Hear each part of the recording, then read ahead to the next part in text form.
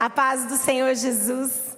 Estou muito feliz de estar com vocês, de podermos juntos conhecer um pouquinho mais do nosso Deus, de ouvir aquilo que Ele tem para nos ensinar, aquilo que Ele tem para falar conosco. E nós estamos então numa série que se chama Origens. Nós estamos estudando a gênese de todas as coisas. E a semana passada o Douglas, com muita graça de Deus, nos trouxe um pouquinho sobre a origem de tudo mesmo. A origem da criação, o porquê Deus criou todas as coisas, qual era o propósito dele. E aí ele leu Gênesis 1, 2 e mostrou para nós que o propósito de Deus era criar um lar para a nossa habitação. Quando Deus cria o mundo e Ele vai criando cada dia uma coisa, e a Bíblia declara, e viu Deus que era bom, e viu Deus que era bom. Cada coisa que Deus criava, Ele via que era bom. Mas quando Ele cria o homem, Ele não cria apenas pela palavra. Ele desce e Ele diz, façamos o homem à nossa imagem e semelhança. Então Deus vem e põe as mãos e forma o homem. E Ele declara, e viu Deus que era muito bom. Então Deus nos criou para sermos semelhantes a Ele. E Ele preparou um lugar para nós habitarmos, um lugar para nós desfrutarmos da Sua presença. Até que o homem decide dar o seu grito de independência e dizer que ele não precisava seguir as orientações que Deus havia dado. E então ele cria um caos para a sua própria vida. E nós ouvimos então a semana passada que Deus não tem medo do nosso caos. Deus coloca ordem no nosso caos. E aí pela palavra, pelo seu Espírito, através da palavra que é o verbo vivo, nós então temos o perdão dos nossos pecados e o nosso caos, o caos da nossa alma é colocado em ordem por Deus. Ele disse que para a terra Deus disse, haja luz. Mas para o caos das nossas vidas, Deus disse, haja cruz. E foi isso que nós aprendemos na semana passada. Que Deus criou um lar para nós habitarmos. E mesmo fazendo escolhas erradas, o Senhor disse, haja cruz. E agora nós temos acesso novamente a Ele. E a nossa religação foi estabelecida. E é sobre isso hoje que eu quero dar continuidade. Nós estamos estudando a origem de todas as coisas. E hoje nós vamos entender a origem dessa queda. Por que que o homem deu esse grito de independência? Então, se você puder, abra sua Bíblia comigo, aí em Gênesis, logo no comecinho. Gênesis no capítulo 3. Nós vamos ler do verso 1 até o 6, nessa primeira porção. Nós vamos ler bastante coisa hoje das Escrituras, para nós entendermos todo o contexto do que Deus queria falar conosco. E nós vamos entender o que é que aconteceu na origem desse caos. Se você puder mais uma vez, feche os seus olhos. Nós vamos entregar esse momento ao Senhor. Papai, eu te agradeço pelo privilégio de compartilhar a Tua palavra. Deus, me sinto honrada por Ti, mas ao mesmo tempo sei o tamanho da responsabilidade que o Senhor me confiou. Então nesse momento eu quero me submeter ao Teu Espírito e te pedir que o Senhor fale somente aquilo que o Senhor quiser falar.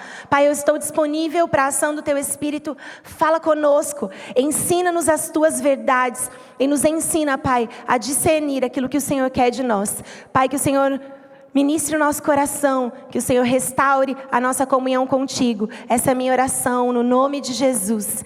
Amém. Gênesis 3:1 diz assim, ora, a serpente era o mais astuto de todos os animais selvagens que o Senhor Deus tinha feito. E ela perguntou à mulher, foi isso mesmo que Deus disse? Não comam de nenhum fruto das árvores do jardim? Respondeu a mulher à serpente, podemos comer do fruto das árvores do jardim. Mas Deus disse, não comam o fruto da árvore que está no meio do jardim. Nem toquem nele, do contrário, vocês morrerão. Disse a serpente à mulher, certamente não morrerão. Deus sabe que no dia em que dele comerem, seus olhos se abrirão. E vocês serão como Deus, serão conhecedores do bem e do mal. Quando a mulher viu que a árvore lhe parecia agradável ao paladar, era atraente aos olhos e, além disso, desejável para dela se obter discernimento, tomou do fruto, o comeu, deu ao seu marido, que também comeu. Aqui nós vemos qual foi o processo que Satanás usou para enredar a mulher dentro daquela mentira que ele estava tentando contar. Então, quando ele encontra um animal astuto, ele resolve entrar dentro desse animal. E a primeira coisa que a gente consegue observar aqui é que Satanás nunca vai vir para você com chifre e rabo. Ele sempre vai vir de uma forma sorrateira, de uma forma que parece que não tem problema, que parece que não tem nada a ver.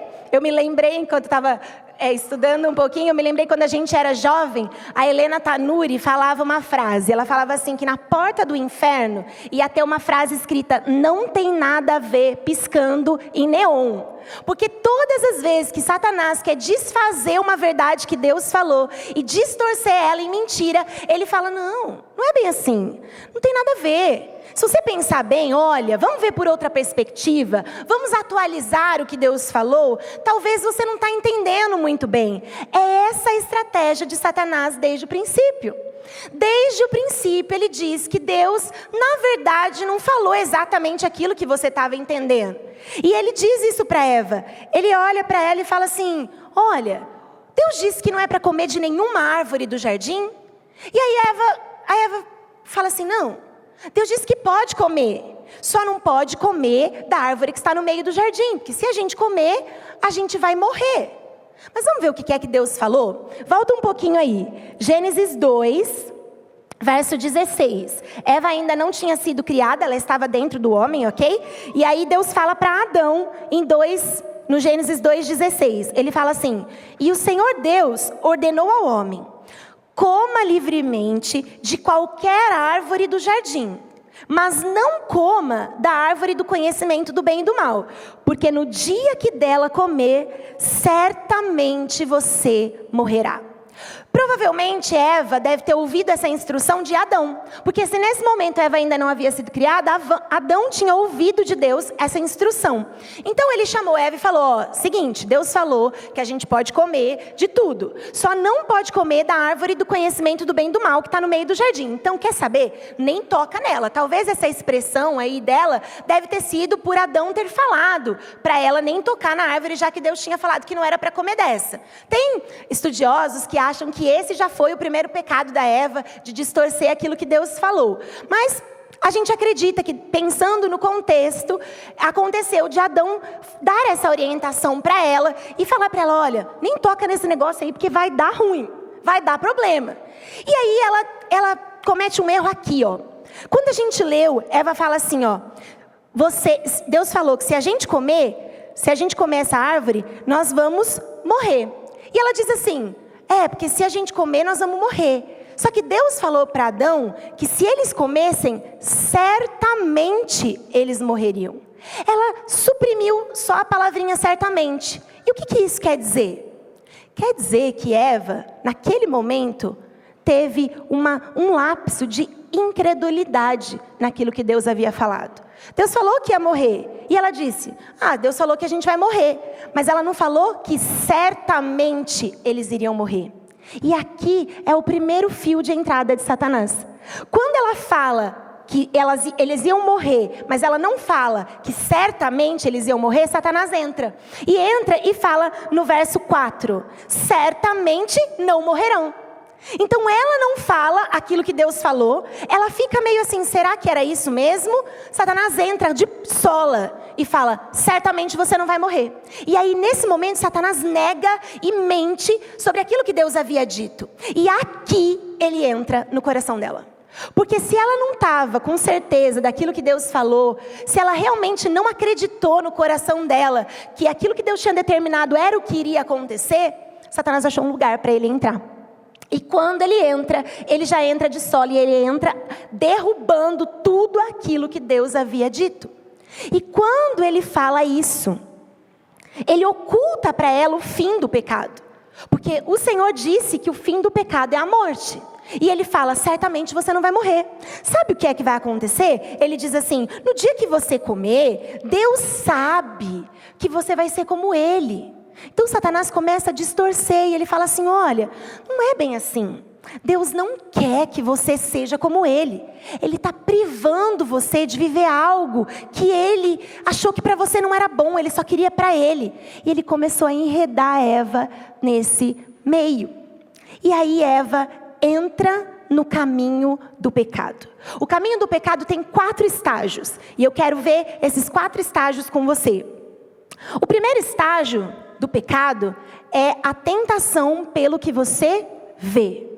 Diz a Bíblia que no verso 6, Eva, quando viu que a árvore parecia agradável ao paladar. Vamos pensar? Ela estava no jardim. Ela sabia que a árvore estava lá. Com certeza ela já tinha visto essa árvore algumas vezes, concorda?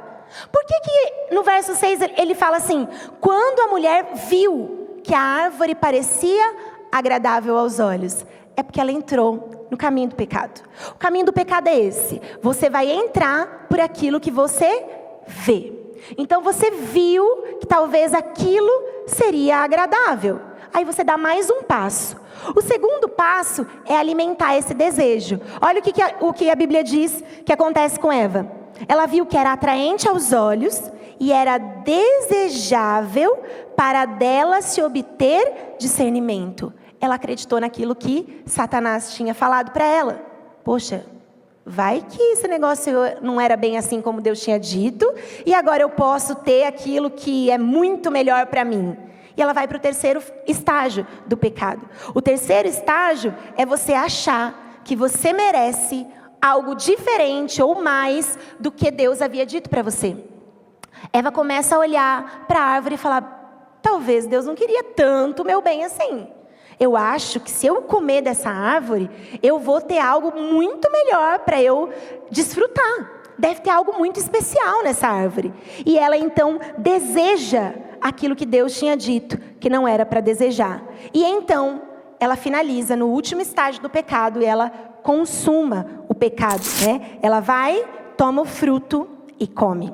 E dá ao seu marido, que também come. Então, o que nós precisamos olhar é para os estágios do pecado. O pecado nunca acontece assim do tipo, nossa, pequei. Não, ele vem como uma tentação, que é como quando você vê algo, você alimenta esse desejo dentro do seu coração, aí você acha então que esse desejo é tão bom para você, que talvez não tinha nada a ver aquilo que Deus tinha falado, acho que eu interpretei errado o que Deus falou, e aí eu vou e desobedeço e peco.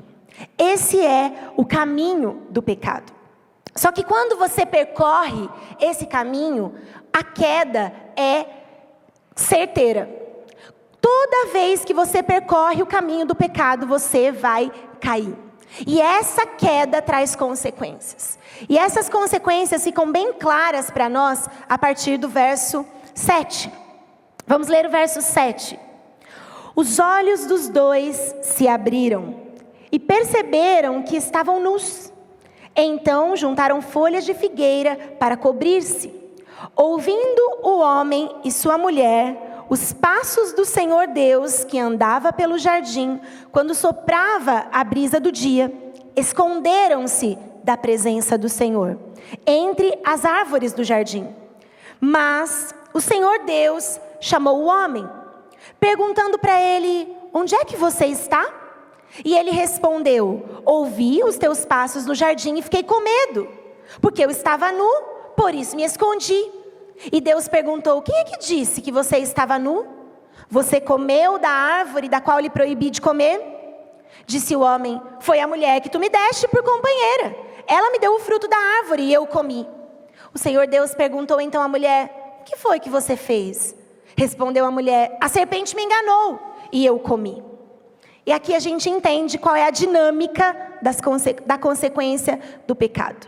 A primeira coisa que acontece é no verso 10, um rompimento do nosso relacionamento com Deus.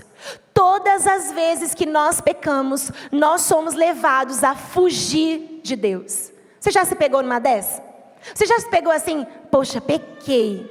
Por que eu vou correr para Deus? Deus deve estar muito decepcionado comigo. Eu nem tenho cara para encarar Deus. Eu estou com medo de Deus, porque eu fiz aquilo que não era para fazer. É melhor eu ficar longe de Deus. É melhor eu fugir de Deus. E sim, o pecado, ele nos separa de Deus. Mas Deus nos deu a orientação de que se nós confessássemos a Ele, Ele era poderoso, misericordioso para nos perdoar os pecados. Então Deus não quer que nós nos afastemos dEle. Ele quer que nós nos acheguemos a Ele com um coração arrependido. Mas não foi isso que Adão fez. Adão correu de Deus. Adão fugiu de Deus. Adão teve medo de Deus.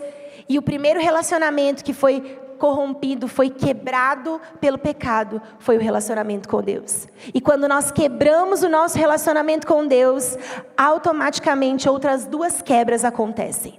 A outra quebra que acontece imediatamente depois que você quebra o seu relacionamento com Deus, que você peca, é o seu relacionamento intrapessoal. Você com você mesmo. Você começa a carregar uma culpa sobre você. Um fardo pesado. Hernandes Dias Lopes diz que a sobremesa amarga do pecado é a culpa. Todas as vezes que nós pecamos, nós carregamos um fardo muito pesado. E por termos quebrado o nosso relacionamento com Deus, e nós não conseguimos mais então ter acesso a Ele, porque nós estamos com medo, e aí então nós temos essa opressão dentro de nós, e nós somos suprimidos pela culpa. E consequentemente, não estando bem com Deus, não estando bem consigo mesmo, você quebra o seu relacionamento interpessoal. Você não consegue se relacionar com os seus irmãos. Foi isso que aconteceu com Adão. Adão fugiu de Deus, Adão sentiu culpa, Adão acusou Eva. Não dá para mim, Deus, esse negócio aqui é culpa sua. E na verdade, além de não reconhecer, ele transfere. Ele quebra a sua relação com Eva, ele diz que a culpa é dela. Então pronto, já era, ia dar problema no casamento. Lá em casa é assim? Toda vez que dá ruim, seu marido, você. Não, na verdade é você. Não, se você não tivesse feito isso, eu não teria respondido dessa forma. Essa é a minha frase, gente. Toda vez eu falo isso. Se você não tivesse feito isso, eu não tinha feito isso. Por quê? Porque isso, a nossa natureza é essa. Condenar o outro, porque olhar para dentro de si é muito dolorido. Eu não quero ver o quão podre eu sou. Então é mais fácil eu ver a minha podridão no outro. E acusar o outro. E falar que ele que é o errado. Afinal de contas, a culpa é dele. E além disso, Adão, além de culpar Eva, ele sobe um degrau assim para tomar um capote. Ele culpa Deus. Fala, Deus, na verdade a culpa não é nem de Eva. É sua. Porque é a mulher que tu me deste que fez eu comer. Então no fim de tudo, Adão não reconhece o seu pecado. Quebra o seu relacionamento com Deus, fica com medo de Deus. Quebra o seu relacionamento, a sua clareza de verdade consigo mesmo. Então ele amarga ali o sentimento de culpa e quebra o seu relacionamento interpessoal. Ele não consegue mais se relacionar com a sua esposa ali porque ele acusa ela. Tudo isso como consequência do pecado. A gente sabe, as Escrituras nos trazem com clareza isso, que o que Deus deseja de nós é que nós confessemos os nossos pecados, que nós nos entreguemos a Ele. E a Bíblia traz um homem que traz essa verdade muito explícita para nós. Provavelmente você já deve ter ouvido falar que existe um homem na Bíblia que é segundo o coração de Deus. Quem é esse homem? Davi. Davi é declarado por Deus como um homem segundo o seu coração. E aí quando você pega e vai ler a história de Davi, você fala, nossa, esse cara deve ter sido fantástico, né? E ele foi mesmo, um cara muito bom, um rei inigualável, vencedor de batalhas. Ele foi muito bom. Mas a gente conhece o lado não tão bom de Davi também, porque a Escritura deixa isso muito claro. Uma das passagens onde Davi comete um erro muito grosseiro é quando ele está lá passeando pelo seu jardim e ele vê Betseba, ele viu Betseba, desejou Betseba, achou que ele merecia ter Betseba e ele consuma o pecado tendo relações com ela. Esse é o caminho do pecado, desde o princípio. E Davi percorre esse caminho, consuma então o pecado. E a consequência é que ela fica grávida. E dessa gestação, Davi entra em pânico, porque aquilo que ele tinha feito poderia ter ficado escondido. Ninguém ia saber, era só ele e ela. Mas a partir do momento que ela fala, olha, eu tô grávida, ferveu. Porque agora o negócio ia aparecer.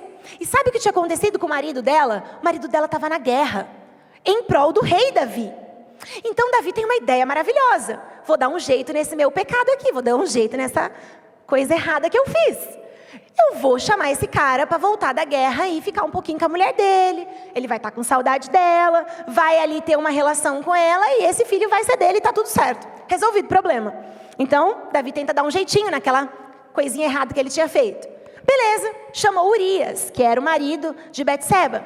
Não, queridão, vai lá para sua casa, ó, sua mulher está saudadinha de você, vai lá ficar com ela. Sabe o que Urias fala? Longe de mim, meu senhor. Os meus irmãos estão na batalha. Eu também tenho que estar. Se o Senhor me deu essa folga, eu vou ficar aqui fora da minha casa, porque eu não sou digno de ficar dentro da minha casa. Todo mundo está na guerra. Aí Davi está enroscado. Por quê? Porque o jeito que ele ia dar para resolver o problema, virou um problema maior. Porque todas as vezes que nós tentamos arrumar o problema do nosso jeito, o problema cresce. Não tem jeito. Ele só vai ficar pior. E aí Davi tem uma ideia um pouquinho mais brilhante do que aquela que ele tinha tido anteriormente. Ele resolve devolver o cara para a guerra. E ele manda uma carta. Você quer voltar, Urias? Você quer voltar para lutar? Não tem problema, volta. Leva essa cartinha lá para o comandante. A cartinha dizia, bota Urias na frente de batalha para morrer. Davi simplesmente decreta o assassinato de Urias. Porque na frente de batalha são os caras que primeiro vão morrer. Então Davi foi um cara que adulterou, que mandou matar o marido da mulher que ele tinha roubado. E nesse momento ele acha que o problema está resolvido. Ele deu o jeitinho dele. Solução maravilhosa, recebe a notícia, Urias morreu. Ai, coitada da viúva, vamos consolar a viúva. Vem morar comigo, viúva, eu vou cuidar de você. Pronto, problema resolvido. Alguém ficou sabendo de alguma coisa? Não, era Davi, Betseba, assunto resolvido. Pecado resolvido. Só que não, porque Deus levanta os profetas. Todas as vezes que nós ocultamos as coisas de Deus, nós queremos viver no lamaçal do pecado e ficar se sujando mais, Deus levanta os profetas. E se você é um profeta de Deus, você precisa abrir os seus ouvidos e proclamar aquilo que os céus estão falando. Natã não teve medo do rei. Ele era um profeta temente ao Senhor e ele vai na presença do rei. E Natã fala assim, rei, deixa eu te contar uma coisa. Tinha tem dois homens, um muito rico e um bem pobrezinho. O rico tem um monte de ovelhas, bois, cabritos, e o pobrezinho só tinha uma cordeirinha. E aí o rico recebe uma visita. E essa visita quer se alimentar, obviamente. Sabe o que o rico fez, rei? Ele pegou a cordeirinha do pobre, a única cordeirinha que ele tinha, mandou matar para servir a visita. O rei na hora, Davi na hora, senso de justiça quando a gente tem quando é com os outros, né? A gente, rapidinho, manda matar esse homem é digno de morte, e tudo que ele fez vai ter que ser devolvido. Natã olha para ele e fala, esse homem é você. Sabe o que Davi faz? Pequei contra os céus, pequei contra ti, somente contra ti pequei, perdoa-me, Senhor. Davi imediatamente se arrepende.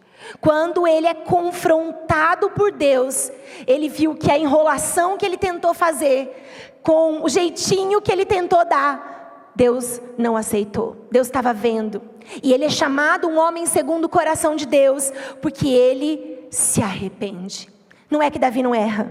Não é que eu e você não vamos mais errar. Nós infelizmente ainda vamos errar.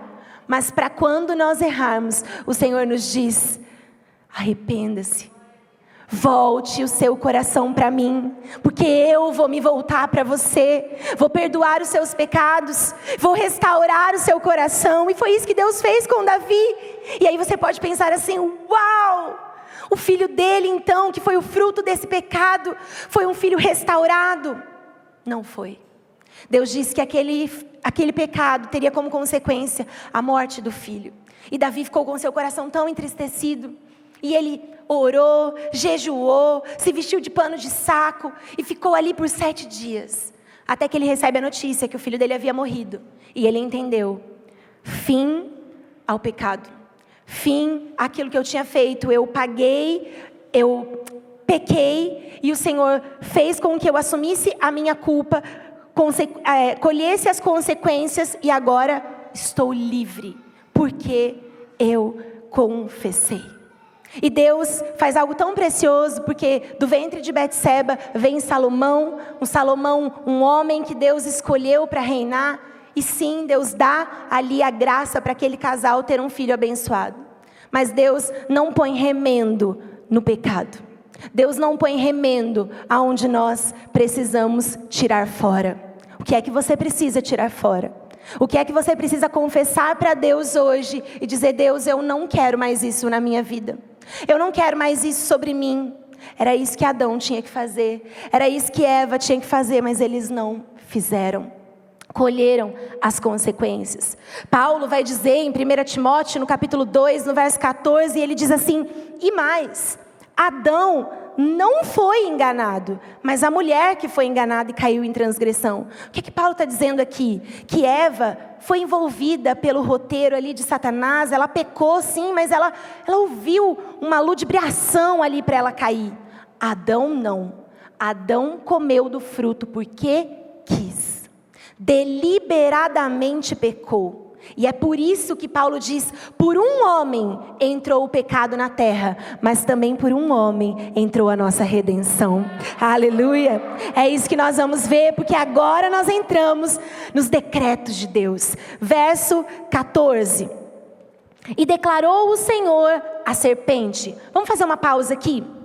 Você viu que Deus falou com o homem, perguntou para ele o que é que tinha acontecido, deu a oportunidade do homem se explicar, e ele se enrolou. Deus conversou com a mulher, deu a oportunidade dela se explicar, e ela transferiu a responsabilidade. Mas com Satanás Deus não conversa. Deus decreta, porque não tem acordo com Satanás, não tem conversinha com Satanás, não tem entrevista com o diabo. Quando Deus quer falar com Satanás é para dar uma ordem, e Satanás vai obedecer. E a ordem é essa, verso 14. Então o Senhor Deus declarou à serpente: uma vez que você fez isso, maldita é você entre todos os rebanhos domésticos e entre todos os animais selvagens. Sobre o seu ventre você rastejará, e o pó comerá todos os dias da sua vida.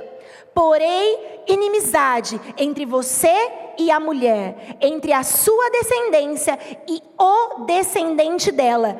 Este lhe ferirá a cabeça e você lhe ferirá o calcanhar. Aqui Deus decreta o fim de Satanás. Aqui já está decretado que Deus vence Satanás. Por mais que Satanás tenha entrado, por mais que Satanás tenha tentado enredar o homem, Deus já declarou que da semente da mulher viria aquele que esmagaria a cabeça da serpente. Há esperança para nós. Aleluia! Mas como eu disse, o pecado tem consequências. Leia o verso 16. A mulher, Deus declarou: multiplicarei grandemente o seu sofrimento. Na gravidez, você terá um sofrimento para dar luz a filhos. O seu desejo será para o seu marido, e ele a dominará. A mulher ali recebe a consequência do pecado, uma consequência dolorida. Porque ter filhos é uma coisa maravilhosa, mas o ato de ter filhos gera em nós dores. Seja ela antes do parto ou depois do parto. Que a gente fala que a cesárea não inibiu a mulher de dores. Tem mulher que fala assim: não quero sentir dores, então eu vou ter uma cesárea. Mas depois que você tem dores também. Mas é óbvio que o prazer de ver a criança ali é recompensado. Então Deus não deu um fardo pesado demais. Deus apenas disse que a consequência seria essa, para nós não nos esquecermos que nós somos pecadores. E ali Deus também fala que o desejo da mulher seria para o seu marido, mas ele a dominaria. Ali já haveria um conflito conjugal. Por isso que Deus deseja tanto que nós, como filhos e filhas semelhantes a Ele, tenhamos uma família instruída pelo Pai. Porque o destino da família estava traçado pelo pecado. O pecado ia corromper a relação do homem com a mulher. Por isso nós vemos tantos casamentos destruídos. Porque quando o homem olha para o fruto e deseja, ele deseja o seu próprio bem. O homem começa a olhar para o seu ventre, se achar melhor. O ego do homem vai para fora. E isso faz com que ele não consiga enxergar o quanto o outro também é importante. E a relação matrimonial ali já está declarada que vai ser difícil. E aí, Deus continua a sentença da consequência do pecado no verso 17. E ao homem, Deus declarou: visto que você deu ouvidos à sua mulher e comeu do fruto da árvore da qual lhe ordenara que não comesse, maldita é a terra por sua causa. Com sofrimento você se alimentará dela todos os dias da sua vida. E ela lhe dará espinhos, ervas daninhas, e você terá que se alimentar das plantas do campo. Com o suor do teu rosto você comerá o seu pão, até que volte à terra, visto que dela foi tirado. Do verso 17 até o 19, a gente vê uma consequência muito interessante. Você se lembra que na semana passada, o Douglas falou que Deus tinha determinado para o homem ser o cultivador e o guardador do jardim? O jardim estava sob a responsabilidade do homem. Quando o homem peca, a terra é amaldiçoada. Por quê? Porque a terra era a responsabilidade dele. A terra estava debaixo da autoridade do homem. Homem, preste atenção em uma coisa. Quando você peca, a sua casa, que está debaixo da sua autoridade, sua esposa, seus filhos, colhem a consequência do seu pecado. Então vigie. Tenha zelo pela sua família. Cuidado com aquilo que você escolhe. Cuidado com aquilo que você vê. Porque os seus filhos e a sua esposa estão debaixo da sua autoridade e colherão o fruto das suas escolhas. Tome muito cuidado. Eu sou professora e eu leciono para alunos de 10, 12 até 16 anos. E várias crianças são frutos de famílias de pais separados.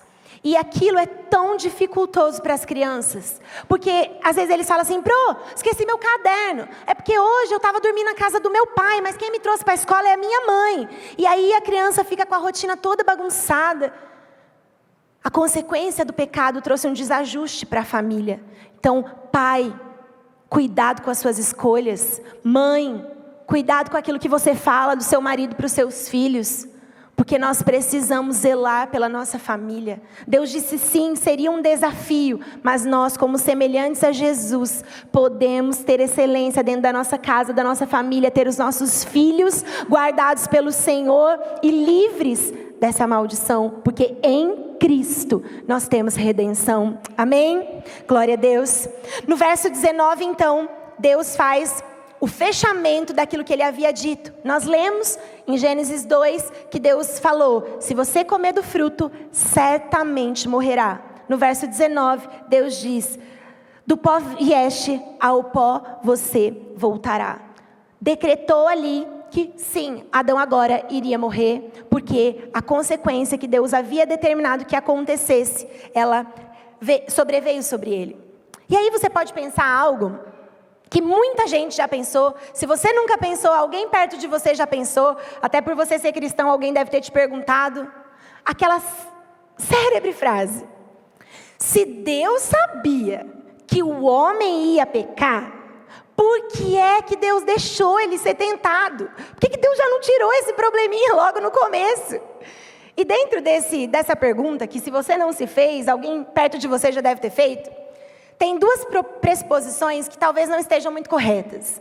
A primeira delas é que se você pensa que o fim do homem é esse, o pecado, a humanidade não tem jeito mesmo, todo mundo é ruim, a humanidade vai morrer, todo mundo desbagaçado.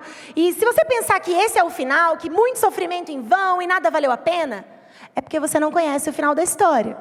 Se você ler a Bíblia toda, em Apocalipse, nós temos um rei glorioso que venceu e juntamente com ele nós estamos celebrando a vitória desse rei. Então sim, o final é glorioso. Quer dizer que no final vai dar tudo certo, todo mundo vai ser salvo? Yes! Não. Quer dizer que vai ter gente que vai para o inferno? Sim. Porque nós falamos aqui várias vezes já sobre os atributos de Deus. Deus é plenamente amor e por isso Ele escolheu nos salvar. Mas Deus é plenamente justo e por isso Ele precisa condenar os pecadores. Então Deus não há desequilíbrio nos atributos de Deus. Há uma perfeita consonância entre a justiça de Deus, que foi plenamente satisfeita em Cristo, e a nossa redenção e o amor que Deus derramou por nós desde a fundação do mundo. Então sim, a nossa vitória está decretada. Para quem? Para todos aqueles que receberem o Filho de Deus como o único e suficiente Salvador. Então essa é a primeira pressuposição que você pode dizer, que se Deus sabia, por que Deus permitiu? Porque o final é glorioso. Mas tem mais uma coisa que a gente pode declarar sobre isso. A segunda coisa é que sim, Deus é onisciente. Deus sabia que o homem ia pecar. Mas isso não quer dizer que Ele é responsável por isso. Deus criou o homem, um ser humano livre e moral. Colocou dentro dele, imoral não, né? E moral. Porque Ele colocou dentro dele a moralidade. Deus nos fez homens semelhantes a Ele. Só que Deus não criou robôs. Deus criou um ser humano livre com a moral dentro dele. Então, sim, se o homem disser deliberadamente que ele não quer Deus, Deus não vai se opor a ele. Deus é justo e amoroso. Deus sabe que nós temos a possibilidade de escolher dizer sim e receber esse amor, ou dizer não e rejeitar esse amor. Deus não quis te obrigar a adorá-lo. Mas nós, quando somos encontrados por esse amor, voluntariamente devolvemos amor a Ele. E sabe quando isso aconteceu? Isso não foi um plano B de Deus. Isso não foi uma coisa que Deus falou, poxa, ai meu Deus, agora o homem pecou, vamos resolver. Não. Antes da fundação do mundo, Cristo morreu por nós. As Escrituras dizem em Apocalipse e em 1 Pedro, eu vou ler a parte de 1 Pedro que fala assim: pois vocês sabem que não foi por meio de coisas perecíveis, como prata ou ouro, que vocês foram redimidos da sua maneira vazia de viver, que lhe foi transmitida por seus antepassados, mas pelo precioso sangue de Cristo Jesus, que como um cordeiro, sem mancha, sem defeito, conhecido antes da fundação do mundo, e foi revelado em favor de vocês nesses últimos dias. Então, antes da fundação do mundo, antes de Deus dizer haja luz, Deus disse haja cruz. E essa é a nossa esperança. E agora nós temos a resposta de Deus para a tragédia humana. 3 vitórias que Deus nos deu para essa tragédia. Deus nos deu vitória sobre o diabo, que nós lemos em Gênesis 3,15. Deus nos deu vitória sobre a desesperança. Porque, olhe comigo o verso 20. No verso 20 do capítulo 3 de Gênesis, ele fala assim: Adão deu à sua mulher o nome de Eva, pois ela seria mãe de toda a humanidade. O que ele está falando? Que agora Eva vai gerar alguém que vai ser o descendente da mulher e ele vai esmagar a cabeça da serpente. Então agora a gente não precisa mais ficar desesperançado. Há esperança para nós. Essa é a vitória que Deus declarou. E por último, Deus dá a vitória sobre o pecado. No verso 21, Deus fala assim, a Bíblia diz assim: o Senhor Deus fez roupas de pele e com elas vestiu Adão e sua mulher. Ele pegou um animal, sacrificou, ali já prefigurando aquilo que Jesus faria por nós, para que houvesse então a remissão de pecados e eles fossem perdoados e eles fossem cobertos ali daquela nudez, daquela vergonha. Esse é chamado de proto-evangelho. O proto quer dizer início, o primeiro, o princípio de tudo. E o evangelho significa a boa notícia, as boas novas, a comunicação de Deus ao homem, que agora diz que não há mais condenação em Cristo Jesus. Glória a Deus por isso. Você está feliz ainda? Vamos continuar em Gênesis. Tem uma breve continuação dessa história. Essa história, ela continua e agora Eva dá à luz a 2 filhos, Caim e Abel. E você provavelmente conhece a história. Você sabe que Caim tinha o cuidado ali com as vegetações, os legumes, essas plantações, e Abel cuidava dos cordeiros, das ovelhas. Abel cuidava então dessa outra parte da criação de Deus. E eles resolvem ofertar ao Senhor. E algo acontece aqui, porque a Bíblia diz que Deus aceitou Abel e a oferta que ele levou, mas ele não aceitou Caim e a oferta que ele levou. E você fica pensando, por quê que Deus não aceitou Caim e aceitou Abel? Deus deixou muito claro o que ele esperava do homem a partir da queda. Jesus deixou isso claro para nós em João, no capítulo 14, no verso 21, ele diz assim: quem tem os meus mandamentos e lhes obedece, esse é o que me ama. Aquele que me ama será amado pelo meu Pai, e eu também o amarei e me revelarei a ele. É isso que o Pai buscava. O Pai buscava essa correspondência de amor. Quando Abel entrega a sua oferta, Deus vê amor no coração de Abel. Deus vê que Abel queria mesmo fazer isso para Deus. Ele estava ali respondendo para Deus: olha Deus, eu quero ofertar aquilo que eu tenho de melhor, porque eu quero devolver aquilo que o Senhor tem derramado no meu coração. É isso que Abel diz quando ele entrega a melhor parte da sua oferta, as primícias do seu rebanho. Agora Caim não. Deixa claras as escrituras que Caim pegou o que tinha e ofertou ao Senhor.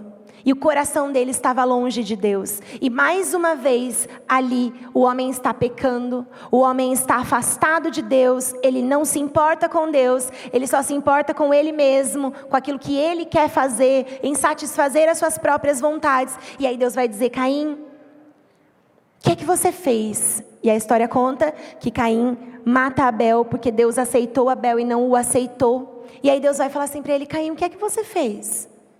Cadê seu irmão? Aí ele vai dizer para Deus: sou eu o cuidador do meu irmão? Mais uma vez, fugindo das responsabilidades, mais uma vez, não confessando o seu pecado. E a consequência de Caim, mais uma vez, é estar afastado de Deus deliberadamente. Voluntariamente, ele escolhe ficar longe de Deus. E Deus põe um selo sobre Caim. E ele não fica preocupado com o selo, ele fica preocupado com o juízo que Deus tinha derramado sobre ele. Ele não está preocupado com o pecado. Ele fala assim: poxa Deus, mas você deu um fardo muito pesado para mim. Então ele não estava preocupado com aquilo que ele tinha feito. Ele não estava preocupado em ficar longe de Deus. Ele só estava preocupado que a consequência do pecado dele era muito grande. E quantas vezes nós estamos mais preocupados com a consequência do nosso pecado, quanto do nosso coração estar longe de Deus? A mensagem de Gênesis 3, de Gênesis 4, é uma só. O pecado bate à porta, mas cabe a você dominá-lo. O pecado bate à porta, mas cabe você dizer não. Ouvir as verdades de Deus e escolher acreditar nelas. Talvez o pecado original nem seja desobediência. O pecado original seja incredulidade, que gera desobediência. Se você não acredita que as verdades que Deus disse aqui realmente são verdades para hoje, para você, para mim, você vai consequentemente desobedecê-las, consequentemente pecar e mais uma vez se afastar de Deus. Mas a proposta de Deus para mim e para você nessa manhã é para a gente voltar para o jardim. É para a gente voltar para esse lugar de comunhão com Ele, de arrependimento. A Bíblia diz que um coração quebrantado e contrito, Deus não desprezaria. E Deus não vai nos desprezar. Talvez se você está aqui hoje, você pode até ter pensado assim: poxa, eu acho que eu estou meio longe de Deus. Eu acho que eu me identifiquei com essa palavra. Talvez eu escolhi me afastar, achar que talvez eu não fosse digno, e realmente nós não somos. Mas Jesus morreu por mim, morreu por você para dizer sim. Por Ele, por meio dEle, agora nós somos dignos de nos apresentarmos ao Pai, porque pelo sangue de Jesus nós fomos purificados. Sabe, a minha avó nos ensinou quando a gente era pequenininha, acho que a gente tinha uns 8, 10 anos, que todos os dias, 6 horas da tarde, nós tínhamos que nos reunir para orar e adorar a Deus na viração do dia. A avó falava que esse era o horário de Deus vir visitar o homem na viração do dia. Então, nesse momento, Deus queria ter comunhão com a gente. E Ele deixou um vazio dentro do homem, nessa fase do dia, para que a gente desejasse buscar a Deus. A avó até falava que o pessoal, quando saía do serviço, saía beber, saía fazer outras coisas, porque na verdade queria preencher esse vazio que tinha dentro deles, porque era o horário de ter comunhão com Deus. Então sentava a avó, a Val, o Tuts, eu, o Arthur, o Tiago, eu, o Arthur e a Val. E a gente sentava os 4 pintinhos assim, em volta da avó, da galinha, e a avó falava, pega o livrinho aí que nós vamos adorar a Deus. Aí nós tínhamos um livrinho que falava alguns atributos de Deus. E aí nós falamos, Senhor Deus, Tu és. Aí cada um lia um. O autor da vida, o príncipe da paz, o grande eu sou, o soberano, o pai da eternidade, o príncipe da paz. E a gente fazia aquilo por repetição, porque a avó mandava. Mas a gente não entendia muito bem. Mas aquilo foi encravado dentro do nosso coração. E hoje a gente entende a grandeza que é estar na presença de Deus, porque uma semente foi plantada dentro do nosso coração. O desejo de estar na presença de Deus, porque alguém nos ensinou. Então pai, mãe, vô, vó, ensine seus filhos a amarem ao Senhor, a passarem tempo com Ele, a voltarem para o jardim de Deus, para ter comunhão com Ele de novo. E é essa oração que eu quero fazer com você nessa manhã. Quero orar juntamente com você, para nós juntos voltarmos para o jardim. Enquanto eu preparava essa palavra, o meu pequeno acorda várias vezes de madrugada ainda, né? Meu pequeno de quase 3 anos. E aí, a semana passada, ele acordou, e era 4 horas da manhã, e aí, por ele sempre acordar, pedindo leite e tal, e voltar a dormir, eu desenvolvi a habilidade de acordar, dar o leite e voltar a dormir. Porque senão eu estava enroscada, né? Imagina 3 anos fazendo a mesma coisa e não dormindo. Então eu aprendi a voltar a dormir. E sucesso, eu vou, dou o leite, ele dorme, eu durmo, maravilha. Só que na sexta-feira passada eu não conseguia dormir. E era 4 horas da manhã e eu lá estaladona e ele já tinha dormido. E eu senti o Espírito do Senhor falando comigo, Van, eu preciso falar com você. Você pode? E eu falei, Jesus, o Senhor quer falar comigo agora? Vamos lá. E aí eu fui para um tempo de oração com o Senhor, e o Senhor ministrou no meu coração essa palavra, ministrou no meu coração a respeito dessa canção que nós vamos cantar aqui agora juntos.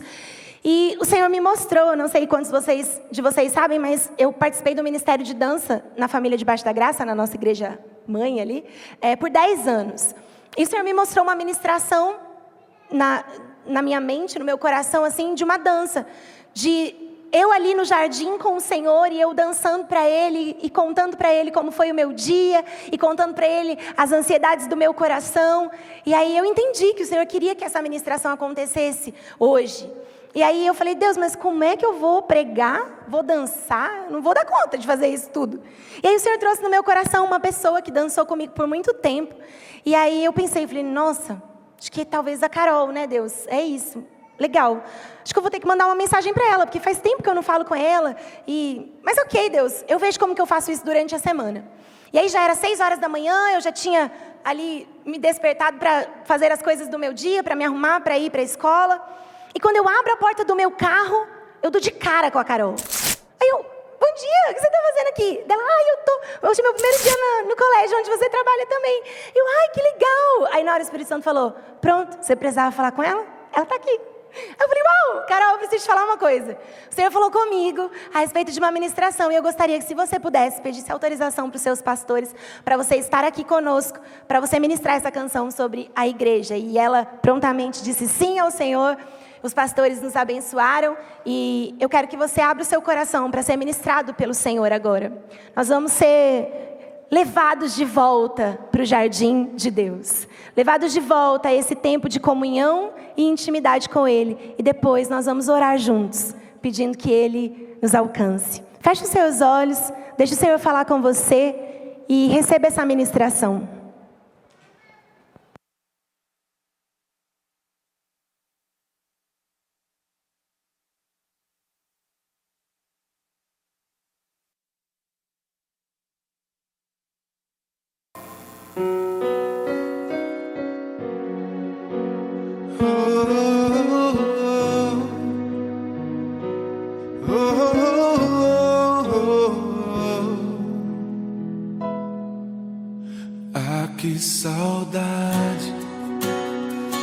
Que saudade de ouvir tua voz ao entardecer. Ah, que vontade de voltar ao jardim da inocência. Se eu pudesse, voltaria atrás e não faria novamente o que fiz. Troquei minha comunhão pela escuridão da noite. Em trevas tornei os meus dias. Ah, que saudade de ouvir tua voz ao entardecer. Ah, que vontade de voltar ao jardim da inocência. Se eu pudesse, voltaria atrás e não faria novamente o que fiz. Troquei minha comunhão pela escuridão da noite. Em trevas tornei os meus dias. Ah, que vontade de andar contigo pelo jardim, na viração dos dias, pegar em tuas mãos e voar pela imensidão da terra e te adorar. Ah, que vontade de dizer a ti tudo que aprendi nesse jardim, jardim da inocência. Oh, oh, oh,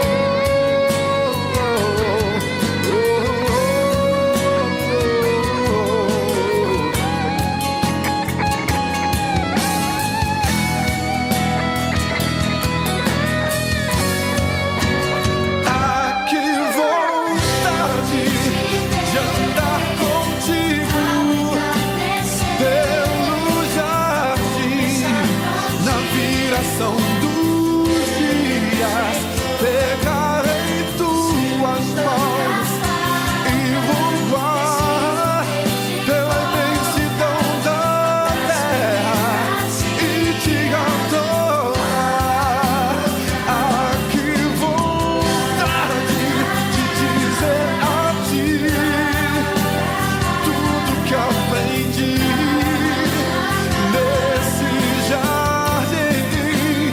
Ah, que vontade de andar contigo pelo jardim, na viração dos dias, pegar em suas mãos e voar pela imensidão da terra e te adorar.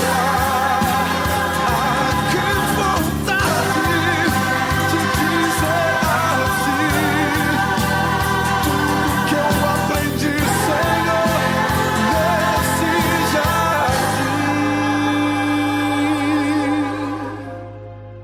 jardim da inocência.